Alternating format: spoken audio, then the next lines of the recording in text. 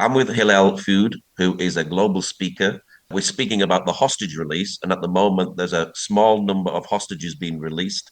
How have you felt seeing these hostages released over the last few weeks? Yeah, it's a very complex situation. On the one hand, seeing them reunited with their families has been extremely emotional and very touching, videos to see. But on the other hand, releasing these monsters is a terrible, terrible thing. Mm. Now, Israel is releasing Palestinian prisoners. How does that affect you personally? Well, my brother's murderer, terrorist, is being released in this deal, so that's a punch to the gut. Has he already been released? Unclear. I don't have that information. They don't tell you at all whether he's been. Not me. I don't know. I mean, maybe they told other family members. I don't know. I don't know if he's been released. As far as I know, he has not, but he's part of this deal. Right, right. Tell us a bit about your brother. My brother's name was Ari. He was one above me in the lineup of five brothers, and he fought for Israel his entire life, online, offline, and he was a real warrior. And in his last breath, he saved a woman who his terrorist was chasing after he already stabbed my brother. My brother then was able to chase him down and shoot him, and then my brother died and collapsed. And he saved this woman in his last breath. And of course, this terrorist was arrested and convicted. Correct. Mm. And how does it make you feel to think that someone who's murdered my brother is just going to be out on the street in the next few weeks and could do this all over again? Yeah, it's a terrible feeling, terrible feeling. But I feel like Israel has to bring its people back. I think that our people need to know that if, God forbid, something like this happens, that we'll pay whatever price we need to pay to bring them back. And so we need to bring them back, and then we have to figure out what we do next. But for now, we got to bring our hostages home. A little bit bittersweet, isn't it? Yeah, definitely. It's definitely both terrible and beautiful at the same time. If you're getting all of these terrorists that are actually being released on the street, is this a time bomb waiting to happen to explode, releasing prisoners with actually blood on their hand? Are we going to see further terrorist attacks, do you believe? I mean, sadly, that's been the case, historically. I'm sure Israel is taking all the precautions it can, but I don't think anyone has any doubt that these people are going back to terror. Is it a very difficult situation for the government? We want to get the hostages back, and we're paying a very high price as well, aren't we? Terrible price, terrible price. And I'm just very thankful I'm not in Netanyahu's shoes to have to make such a decision. Do you think the price is too high? And could Netanyahu actually got a better deal? I mean, I think it's pretty clear that with Trump, he would have gotten a better deal. Biden obviously pushed for unfavorable terms of this deal. But again, this was what was on the table, and I don't think Netanyahu had a choice. Do you think ultimately, in the end, we'll actually get all our hostages back? I mean, obviously that's my hope. I pray and hope that that's the case. But, we're dealing with some seriously barbaric, real sick individuals that are heavily indoctrinated to hate, every Jew. And so, I don't know exactly what their incentive would be to give them all back because that's their only negotiating card. But, I do obviously hope and pray that that is the case. We get them all back. How do you think Trump is doing in all of this? I mean, I think Trump is handling this, with total moral clarity. It's very refreshing after dealing with the previous administration that was clearly extremely morally confused at best and morally bankrupt at worst. And so it's refreshing, and Trump is doing the best he can. I think what he's done in just a couple of weeks is infinitely more than Biden did in 4 years.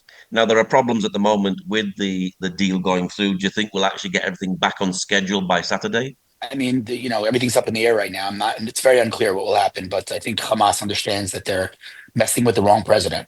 Donald Trump has spoken about his plan for Gaza. Do you actually think this plan for Gaza could actually work?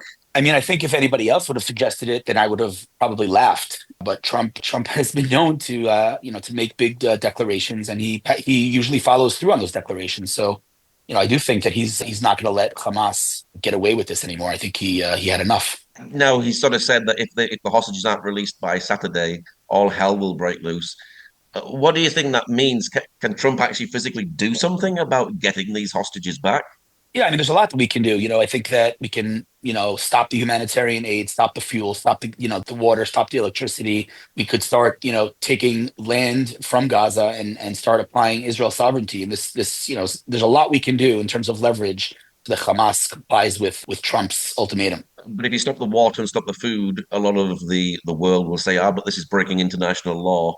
But at the same time, Hamas aren't going to give the Palestinians food. So, it's the innocent people, isn't it, that's going to suffer in the middle of this. Well, if I'm being, totally honest, all indications that we have and all data that we have seems to imply that the general population in Gaza overwhelmingly supports the atrocities of October 7th, and they, did elect Hamas and have not given any indication that they do not support Hamas. So I'm not exactly sure, what numbers we're talking about here. The last I saw, 70 to 80% of Gaza supports Hamas and the atrocities. So we're dealing with a deeply indoctrinated society. And it's important to remember that, while innocent lives being lost is obviously tragic, it's also the nature of war. And Israel did not want this war. And Israel is doing everything it can to minimize civilian death, while Hamas is doing everything to maximize civilian death. So, whether innocent people die or do not die is not, in my opinion, the most honest way to evaluate whether a war is just or not just, because we both know that millions of Germans were killed in World War II and Japanese, and nobody questioned the validity of World War II because the Nazis needed to be defeated.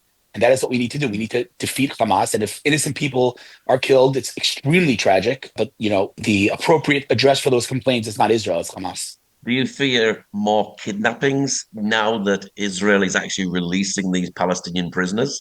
It really gives them an incentive to say, well, let's try and get some more soldiers or let's get some more Israelis so that we can actually get more of our Palestinian prisoners out of jail.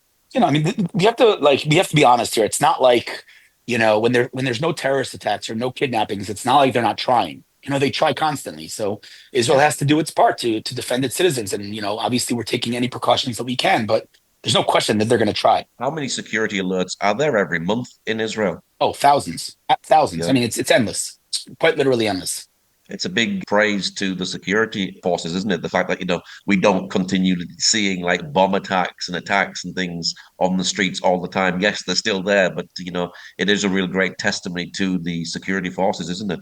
Yeah, I think that we're constantly seizing weapons and finding drones coming from all directions to try to bring arms and weapons to the Palestinians, both in Gaza and Judea and Samaria. And Israel has to be on alert 24/7 because if we put down our guard, that's when October 7th happens. How have you felt about the response from the rest of the world? I think that on October 7th, I felt pretty optimistic that the world would support Israel, and that obviously was not the case for more than about 24 hours. So it's on the one hand, terribly tragic and devastating that the world can't differentiate between Hamas and Israel. On the other hand, it's no surprise, and anybody who knows history and knows, the history of the Jewish people and the lack of support that it receives from foreign governments throughout our history, should not be surprised by this. Does it shock you the way that things suddenly turned after October the 7th? I mean, it doesn't shock me because again, I know history, and this is what happens time and time again. It upsets me, and it upsets me that this happened in my lifetime, but it doesn't shock me because this is what I expected to happen. It seems crazy, really, doesn't it? Because, Jews have been kicked out of England, they were kicked out of Spain, they were kicked out of the Arab countries, and now they come back to the land that God gave them, and then they're told they can't even be in there. There's like, well, where is there a place that a Jew can actually be? It's a bit crazy, isn't it? Yeah, it's wild. I mean, I was told that Jews were exiled from countries on average every 14 years, which is just absurd. And there's basically almost no countries that didn't exile Jews. So it's a crazy, being a Jew is constant survival. Do you think anti-Semitism is a spiritual thing? Absolutely. People like to try to blame it on jealousy or on this or on that. They hated the Jews when we were poor, and they hated us when we were rich. They hated us when we weren't white enough in Germany, and they hate us when we're white colonizers. So, they'll hate us no matter what we do, and that's the reality. But if you're asking me philosophically, yeah, I do think that the Jewish people are light onto the nations, not because we're better than anyone else, but because our value system that emphasizes the family unit and education and many other things preserves our society throughout history. And every other empire that tried to annihilate us has disappeared into the history books, and we're still here. So I think that probably causes animosity. Someone looking from outside and seeing how successful the Jews are, but I don't think that's the reason. I think that might be an easy explanation. I think the reason is much more philosophical, and it's more of a moral reason than a jealousy reason. Now, this past Saturday, we did see a hostage release. Were you shocked to see those hostages, the condition they were in? I mean, on the one hand, it's terrible and devastating. On the other hand, I know what we're dealing with here. In fact, I would say I was more shocked that the other hostages got out and were able to walk on 2 feet because, I thought Hamas would absolutely not let them, even survive. And if they would let them survive, absolutely not, leave them in a medical condition that would enable them to walk on 2 feet. So I was more surprised by that, if I'm being totally honest. But the views and this, and just seeing those hostages come out looking like actual Holocaust survivors is, it's dreadful and just devastating. Do we know how many hostages are still in Gaza at the moment? No, I don't know the number offhand, but the big question is everyone's obviously very concerned with the Bibas family, which I'm not too optimistic about. Mm. And we know nobody knows what will happen, but there's a lot of people left in there that we got to get out. Is there a lot of prayer going out for the Bibas family? Yeah, I mean everyone is constantly thinking about them and their and their well-being. It's very, very sad, isn't it? Terrible, terrible. What is your prayer for Israel at this time as they move forward? I mean, I just, I do think that, we have the diplomatic and political support that we haven't had in a long time. Trump has made it very clear that if they don't return our hostages, that all, bets are off and that Israel and maybe the United States will be handling this, in the strongest possible way. And so I just hope that, Trump follows through on his words. And I hope that the Israeli leadership follows through and does what it needs to do and achieves complete victory and, finally obliterates Hamas completely. So once Israel's got these hostages back, or the percentage of what they can get back, should Israel be then going back into Gaza and absolutely destroying Hamas and all that infrastructure that's there? Oh, 100%. I think Israel has very clear objectives. The objectives are to return the hostages and to eliminate Hamas and make sure that they are no longer a threat on Israel's borders. And so, until we achieve both those objectives, the war won't end. Mm. I think Donald Trump, actually, with his plans, if he wants to take over Gaza, he's going to have to deal with Hamas, isn't he? Yeah, the big question is what level of involvement the U.S. is going to take in this. But he's been very clear that he's going to get involved in Gaza in terms of rebuilding it, in terms of, denazifying it from the heavy indoctrination of the Palestinian people. Do you think many Palestinians will actually leave the Gaza Strip? I mean, as a rational, logical, moral person, I have to believe that somewhere deep down, these people understand that they have the opportunity to live a better life. I do know that they're, heavily indoctrinated from age zero. So, it's not so simple. While you and I might behave in a moral and in a logical way when given such an opportunity, these people are not guided and they don't operate based on logic. And the irony of it is that, for years and years, they've been calling themselves refugees and saying that Gaza is an open air prison.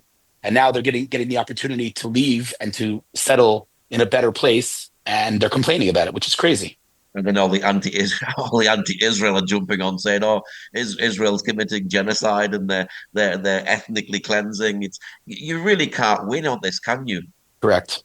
What is your social media for people who'd like to know more about what you're doing? I guess my Twitter account is the best place to follow me. It's at HILZ, like zebra, F like Frank, ULD. So Hill's Fuld. My last name is Fuld. My first name is Hillel. So instead of Hillel, it's Hills, HILZ, and then my last name, and that's my Twitter account. Well, Hillel, thank you very much for sharing today. Thank you for having me, my friend.